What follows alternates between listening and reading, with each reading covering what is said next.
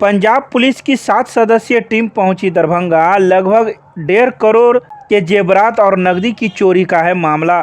Punjab police चोरी की एक बड़े मामले को दरभंगा में पिछले 2 दिनों से छापेमारी कर रही है। बताया जाता है कि पंजाब के एक वरीय पुलिस अधिकारी के अलावा कई बड़े लोगों के यहाँ दरभंगा के चोरों ने घटना को अंजाम दिया था। जब से वरीय पुलिस अधिकारी के यहाँ चोरों ने घटना को अंजाम दिया था, तब से पंजाब पुलिस सक्रिय हो गई। वह पिछले 2 दिनों से दरभंगा शहरी क्षेत्र के अलावा कई जगहों पर लगातार छापेमारी कर रही है। छापेमारी के दौरान एक चोर को भी गिरफ्तार किया गया। उस चोर की निशानदेही पर पुलिस ने कई जगहों पर छापेमारी की। बताया जाता है कि दरभंगा के नगर थाना क्षेत्र के मिर्जापुर में एक बड़े पार्ट्स विक्रेता अजय महिपाल के यहाँ भी छापेमारी की। पार्ट्स विक्रेता के परिजन काफ़ी दिनों से ज्वेलरी की खरीद बिक्री का काम कर रहे हैं। वहीं मिली जानकारी के अनुसार उन्होंने चोरी की गई ज्वेलरी की भी खरीद की थी। इस बात को लेकर पुलिस ने छापेमारी की है। इसके अलावा 2 अन्य लोगों को भी गिरफ्तार किया गया है, जिसमें ललन प्रसाद और संतोष कुमार शाह का नाम शामिल है। दोनों से अब पुलिस पूछताछ कर रही है और कागजी कार्रवाई कर पंजाब ले जाने के लिए कवायद शुरू कर दी है। गौरतलब है कि पंजाब जिला के एसएस नगर के मोटौर थाना में 25/2022 कांड संख्या दर्ज है।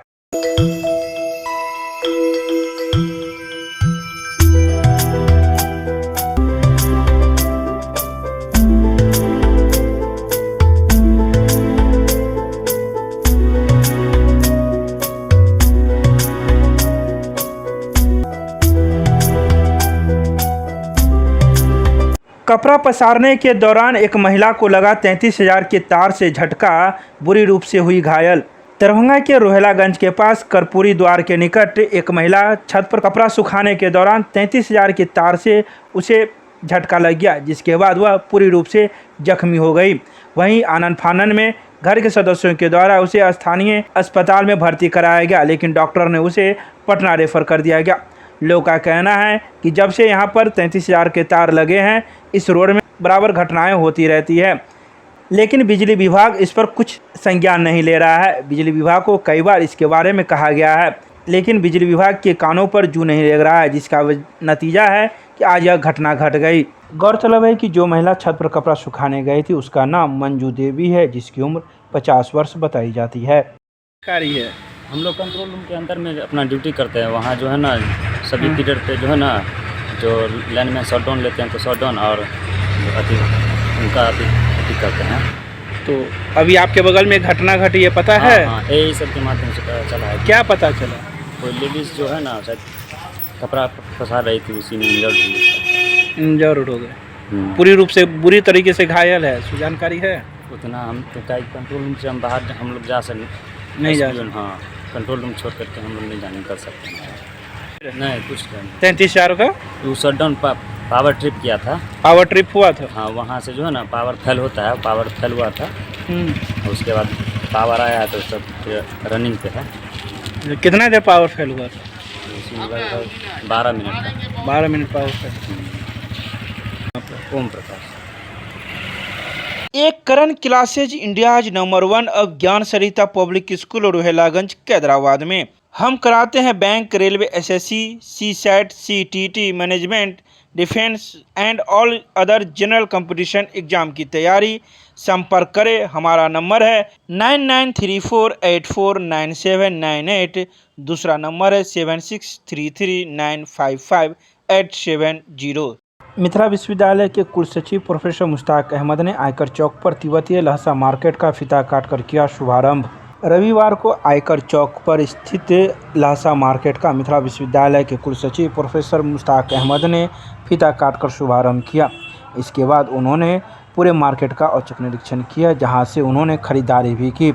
वहीं इस बारे में कुलसचिव ने कहा कि ये लोग बाहर से आए हुए हैं और हम लोग का फ़र्ज़ है कि हम लोग इसको तवज्जो दें और यहाँ से ख़रीदारी करें। तो वहीं लहसा मार्केट के संचालक ने कहा कि यहाँ पर बच्चे से लेकर बड़े बुजुर्ग तक के गर्म कपड़े उपलब्ध हैं। हम लोग लगातार 3 से 4 सालों से यह दुकान लगा रहे हैं और यहाँ के लोगों को गर्म कपड़े उपलब्ध करवा रहे हैं। देखिए, तिब्बत और भारत का बहुत ही पौराणिक संबंध है और तिब्बत से जो लोग भारत आए तो भारत में इनको सम्मान देने के लिए, अतिथि सत्कार के लिए भारत आज भी तत्पर है। लेकिन ये जो लासा मार्केट है ये पूरे भारत में इसलिए बहुत ही प्रसिद्ध है कि इनके यहाँ सामान बेहतर मिलता है। ये लोग मेहनती हैं, आजीविका के लिए पूरे भारत का भ्रमण करते हैं। ये विगत कई वर्षों से दरभंगा में भी आ रहे हैं। पिछले साल भी मैं यहाँ आया था। तो मिथिलांचल में चूँकि ये क्षेत्र जो है बाढ़ सुखाड़ का है, तो इनके यहाँ दूसरे जो मार्केट हैं आजकल बाज़ार, उससे सस्ते मिलते हैं। इनके यहाँ बार्गेनिंग नहीं है। तो इसलिए मैं समझता हूँ कि इस क्षेत्र के लिए भी ये मार्केट, लासा मार्केट जो है वो बहुत ही लाभदायक है कि लोग आएँ यहाँ, अधिक से अधिक लोग आएँ, अपने पसंद का सामान लें। दो नज़रिए से आएँ, एक तो अपना सामान लेने आएँ और एक हमारे मन में ये होना चाहिए कि ये लोग भारत में अतिथि के तौर पे हैं, बरसों से हैं हमारे यहाँ, और सुख और शांति के लिए देश में ये घूमते रहते हैं, प्रार्थना करते रहते हैं। तो हमें सहयोग भी करना है।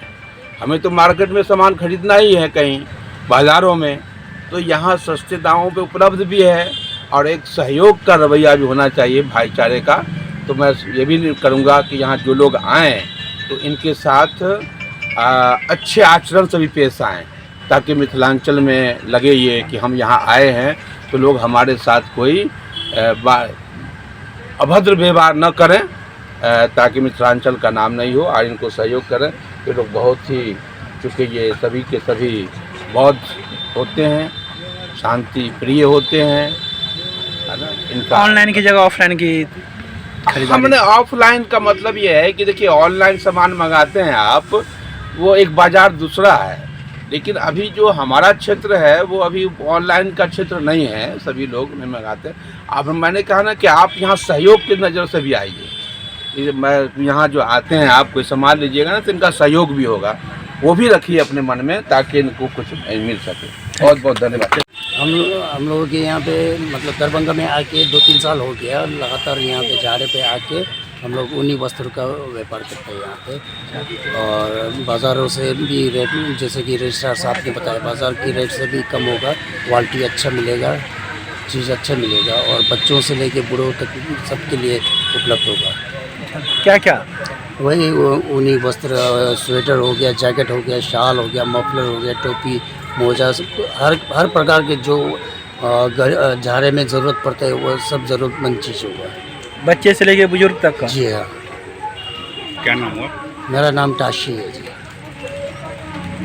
केमिस्ट्री क्लासेज रुहेलागंज सब्जी मंडी कैदराबाद दरभंगा। हमारे यहाँ होती है IIT, JEE, medical, 11-12, BSc honours और सब्सिडरी की पूरी पढ़ाई। संपर्क करें डॉक्टर जय कुमार। मोबाइल नंबर है 9470278724।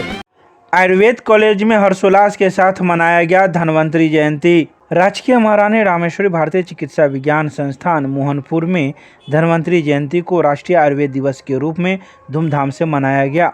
रविवार को प्राचार्य प्रोफेसर दिनेश्वर प्रसाद ने बताया कि भगवान धन्वंतरि को आयुर्वेद के आराध्य देव के रूप में पूजा की जाती है।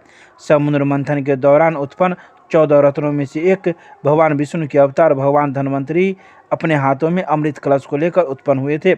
प्लास्टिक सर्जरी के जनक महर्षि सुश्रुत ने भगवान धन्वंतरि से आयुर्वेद का ज्ञान प्राप्त किया था। इस अवसर पर मोहनपुर कैंपस में वैदिक विधि विधान के साथ इनकी पूजन की गई है।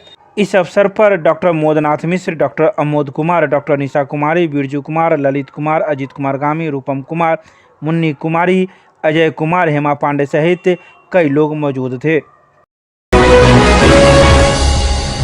मणिकांत झा की मैथिली में लिखित आरती मणि का हुआ विमोचन। इसमें तनिक भी संदेह नहीं है कि भगवान की पूजा से मन को शांति और आत्मा को तृप्ति मिलती है, लेकिन पूजा के दौरान ईश्वर की आराधना तब तक पूर्ण नहीं होती जब तक भगवान की आरती नहीं की जाए। इस हिसाब से दीपावली की पूर्व संध्या पर विभिन्न देवी देवताओं के आरती संग्रह आरती मणि का प्रकाशन मैथिली भक्ति साहित्य के लिए महत्वपूर्ण है। यह बात विद्यापति सेवा संस्थान के महासचिव डॉक्टर बैद्यनाथ चौधरी बैजू ने रविवार को मणि श्रृंखला अंतर्गत मैथिली में रचित आरती मणि के विमोचन पर कही। महात्मा गांधी शिक्षण संस्थान द्वारा प्रकाशित आरती संग्रह का लोकार्पण विद्यापति सेवा संस्थान के महासचिव डॉक्टर वैद्यनाथ चौधरी बैजू, दरभंगा के पूर्व महापौर ओम प्रकाश खेरिया, IIMA के अध्यक्ष doctor Sushil Kumar, MLSM college के पूर्व प्रधानाचार्य डॉक्टर अनिल कुमार झा, वरिष्ठ शिशु रोग विशेषज्ञ डॉक्टर ओम प्रकाश सहित कई गणमान्य लोग मौजूद थे, जिन्होंने मिलकर इस पुस्तक का विमोचन किया।